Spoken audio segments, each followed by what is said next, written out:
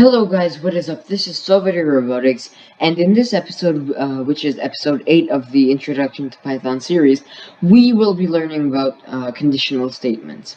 More specifically, if statements, if-then statements, elif statements, and else statements. So, what's an if statement? If I said, if 5 is greater than 3, then print hi. Let's just run this, see if this 5 is actually greater than 3. And apparently it is, because it printed hi. So if we put 3 is greater than 3, which it's not, it's equal to 3, we would put elif print it is not equal. Let me put elif 3 else. Sorry, let me just put else. Print it is not equal. So once we run that, it says it is not equal. So let me just go into the Python console. So let me just tell you guys something. In the if-then statements and elif and else statements, you will have to compare a lot of things. Just like here, I said 3 is greater than 3. You're comparing it to see if it's true or false. Obviously, this one is false. So let me just show you how you compare things. To say 3 is greater than or equal to 3, you write, the greater than sign, and then equal, and then 3. And that's true. If you say 2 is less than or equal to 3, you do the same thing but with a less than symbol. If you were to say 3 is equal to 3, you would do a double equal. And that's obviously true. The reason why you do a double equal is because if you do a single equal, it's a syntax error, and you use a single equal to assign, variables, dictionaries, and lists. Yeah. Let me just, if you want to make it so that it's, not equal, you would say 3 is exclamation point equal to 3. That's false because that's, this highlighted part stands for not equal.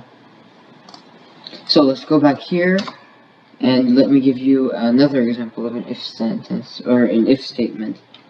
So let me type age is equal to, 21. Yeah. If age is equal to, if age is, greater or equal to 13, and age is less than and equal to 18, then print you are 18. Let's put elif, because we put an elif. If the if statement is false, then it moves on to the elif. You can also make multiple if statements, but it would have to check every single one of them until it's right. Well, not until it's right. If there are more if statements from when it's right, it keeps on checking them, and that's just a waste. So we put an elif for that reason, or an else.